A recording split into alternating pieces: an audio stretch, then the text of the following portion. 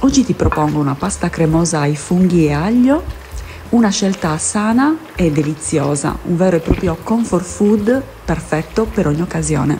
Iniziamo tagliando a fette una cipolla, può essere dorata o rossa, quella che preferisci tu, e la versiamo in una pirofila da forno.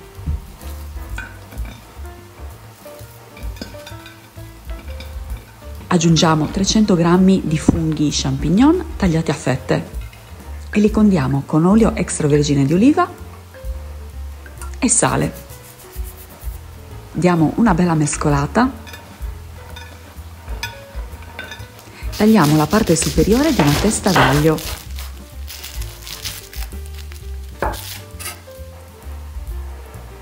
Facciamo un piccolo solco al centro della nostra teglia e disponiamo il nostro aglio con la parte tagliata all'insù.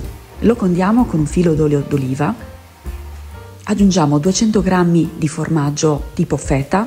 Vi dico la verità, io in questo caso ho utilizzato un formaggio tipo feta, però vegano. Il sapore è davvero delizioso e non si sente la differenza con formaggio normale, pazzesco. Aggiungiamo 200 g di spinaci surgelati e copriamo la teglia con un foglio di alluminio. Cuociamo in forno preriscaldato a 180 gradi per 40 minuti. Quando sta per finire la cottura in forno, cuocio la pasta. Per 4 persone ho cotto 400 g di pasta corta. Tolgo l'aglio e mescolo tutti gli ingredienti per farli diventare morbidi e cremosi.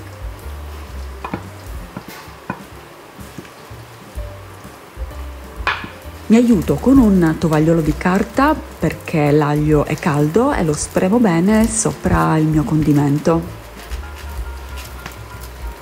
Schiaccio gli spicchi d'aglio e mescolo il tutto. Aggiungo la pasta, mescolo ed è una meraviglia.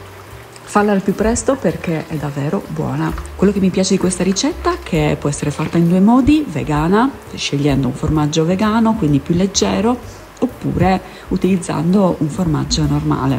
Noi ci vediamo alla prossima ricetta.